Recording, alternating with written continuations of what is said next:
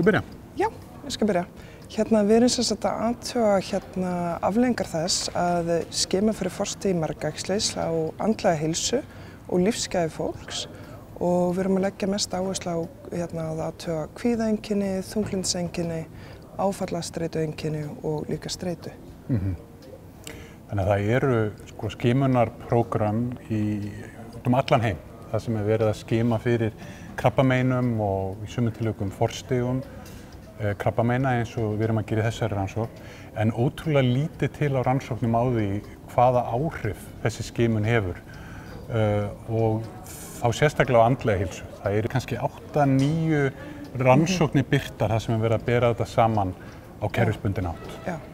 Og flestar hafa einblínt á skammtímaáhrif, en við erum að athuga þetta líka til langstíma. Við erum sem sagt með yfir 80.000 manns í rannsókninni hjá okkur og það gera 50% af fólki yfir 40 á Íslandi.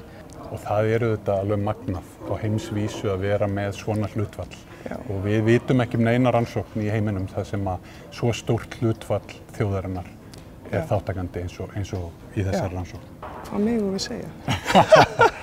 Jú, ég heldur megum segja það sem í propósalinu núna. Þannig að fyrstu niðurstöður benda til að allavega 2 vikum eftir að skimast jákvætt með forstigið af margæxli að það hafi sennilega engin áhrif á þunglyndis- og kvíðaeinkenni og að fólk ekki að skimast með áfallastreitu eftir það.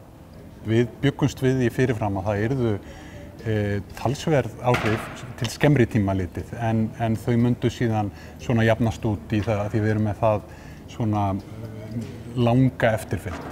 Þannig að það hefur komið okkur óvart að allavega með þessar fyrstu niðurstöður þá þessi skimun að hafa miklu minni áhrif á andlega einkenni en við héldum fyrst. Já. Við viljum alveg endilega koma á framfæri miklu þakklæti til þeirra sem að styrkja þennan sjóð því að án þess stuðnings þá væri þessi rannsókn ekki möguleg. Já.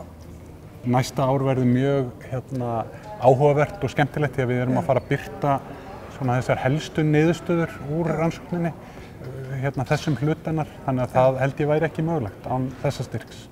Akkurat.